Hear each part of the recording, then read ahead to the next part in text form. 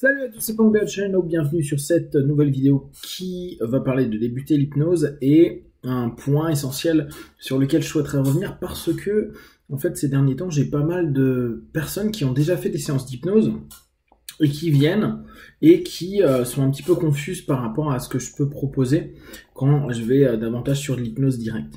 Un des points, je pense, importants pour n'importe quel praticien et que je mettais beaucoup en avant pendant des années, c'est le pré-talk.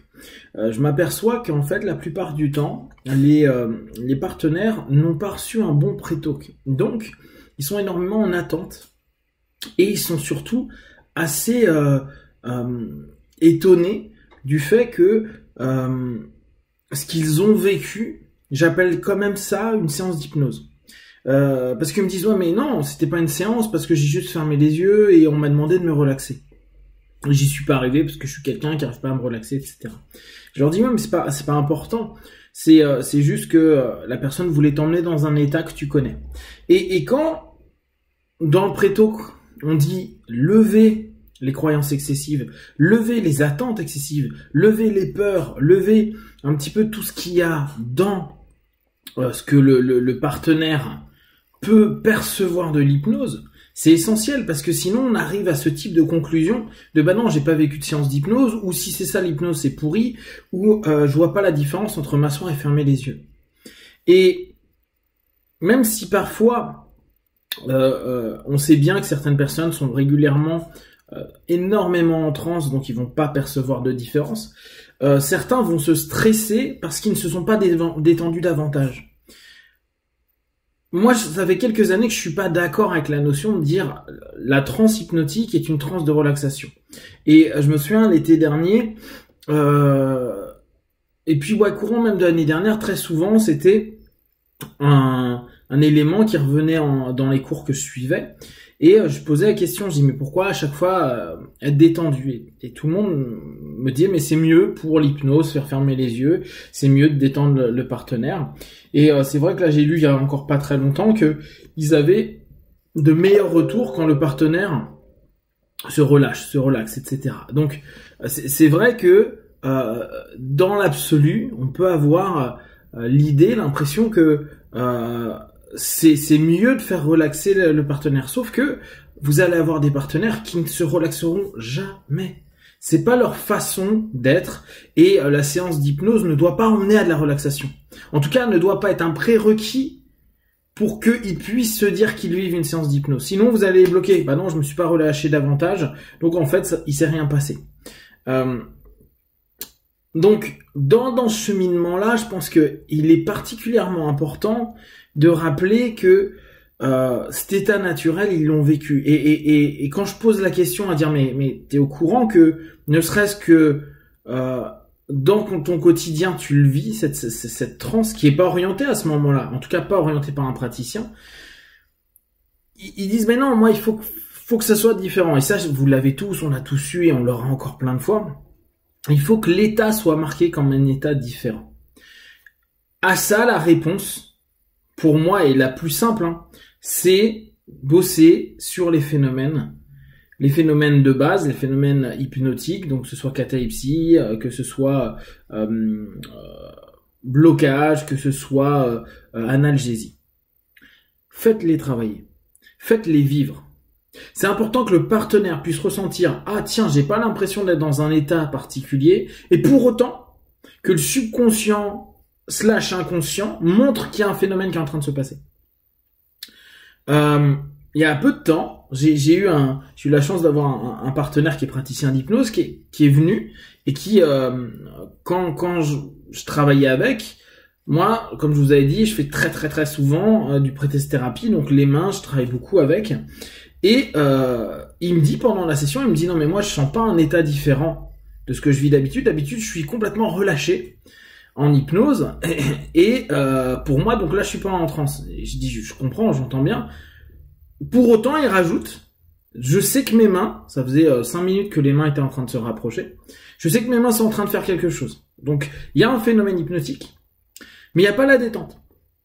Et pour lui, à ce moment-là, en tant que praticien, il y avait comme un bug. Il y avait quelque chose qui lui semblait pas cohérent. parce que il a assimilé et parce que on nous l'a enseigné que l'hypnose, on devait, c'est comme si c'est un prérequis, être détendu, relâché, relaxé. Et si on l'est pas, on n'est pas en transe. Alors que, souvenez-vous, la notion comme la colère, la notion comme la tristesse, en tout cas toutes les émotions qui peuvent émerger durant une session, voire même avec laquelle on arrive en session, sont des transes. La transe est une communication entre le conscient et le subconscient. Dans le subconscient, il y a un ensemble des émotions, des mémoires à long terme, etc., etc. Donc, on peut très bien avoir une transe et être complètement en transe simplement avec toutes nos émotions. La seule difficulté, si une personne arrive et que elle est déjà dans cette transe émotionnelle, c'est de pouvoir la recapter pour qu'elle puisse être adaptée à une session d'hétérohypnose, c'est-à-dire proposée par un praticien. Là encore, j'ai trouvé que c'était très intéressant que se dire qu'une personne qui en fait sa spécialité a tellement assimilé le principe de il faut que je sois détendu que lui-même est étonné et se dit bah non mais je suis pas en transe, alors que il valide lui-même qu'il y a quelque chose qui est un phénomène hypnotique qui est en train de se passer. Et entre autres, un autre, donc on sait que le phénomène, en tout cas sur l'échelle de Arons, des mains, c'est un niveau 2. Il y a eu des blocages, c'est-à-dire il y a des moments, il se passe quoi dans ta tête? Bah j'en sais rien, je suis complètement perdu, blocage, niveau 3. Donc on commence à aller vers le niveau 4 qui est le niveau somnambulique. Pour autant, il n'y a pas de détente. Pour autant, le partenaire peut ne pas le sentir alors que c'est quelqu'un qui déjà est dans ce monde-là et qui connaît les théories, les logiques et qui a vécu des transes dans tout son boulot. Alors imaginez quelqu'un qui s'attend à voir du mesmer et qui vit ferme tes yeux, relâche-toi, qui n'arrive pas à se relâcher et qui a juste l'impression qu'on lui raconte une histoire. Là, ça devient ultra compliqué. Donc, je vous recommande à nouveau, débutant ou pas, hein, on peut très bien avoir fait une séance, le gars revient à la deuxième séance, nous dit « Non, mais pour moi, j'ai pas vécu une session parce que. » Et dans ce cas-là, faut se dire « Ok, j'ai pas pré-toqué ou pas assez pré-toqué, il faut que je redéfinisse correctement ce que c'est. » Et c'est pour ça hein, que des gars comme Banyan et d'autres gars que j'avais rencontrés disent bah voilà, moi la première session c'est pré-talk et phénomène. C'est-à-dire que pendant 1 heure, ils vont même pas se prendre la tête avec le problème du gars, c'est pré-talk, phénomène. C'est tout. En gros, je t'explique, je te fais vivre. Kappa le faisait. Mais il y en a plein qui le font. Et effectivement, si par exemple une séance 1, le gars revient pour une séance 2, la séance 1, il estime que c'était juste être assis et fermer les yeux, qu'il s'est rien passé. Je vous invite vraiment à passer la séance 2, à dire c'est pas grave, on reprend, et vous refaites un pré-talk et une séance que de phénomènes hypnotiques. Que la personne ne peut pas, ne pourra pas dire ah ben non, j'y étais pas. En 1 heure, n'ayez aucune crainte. En 1 heure de temps ou 40 minutes de temps, vous avez largement le temps pour que la personne puisse vivre des phénomènes hypnotiques avec votre induction, les deepeners, les suggestions, les orientations, etc. Donc, il vivra quelque chose. C'est trop long, c'est pas de l'hypnose urbaine, c'est pas de l'hypnose de scène, c'est trop long pour que la personne ne vive rien du tout. D'accord? Donc, soyez rassurés à vous dire, ouais, mais j'ai pas l'habitude de faire des phénomènes hypnotiques, X ou Y, vous en aurez quoi qu'il arrive. Il faut juste que vous vérifiez un petit peu comment vous drivez ça, mais c'est certain. Donc, je vous réinvite vraiment à toujours repenser à votre pré-talk et peut-être à mettre en avant que on n'a pas besoin d'être détendu, on n'a pas besoin d'être relâché, relaxé pour une séance d'hypnose.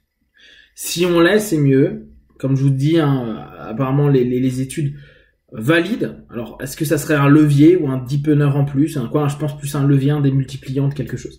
Mais en tout cas, faites attention, dites-le, ça permettra à la personne de s'autoriser à ne pas être détendu.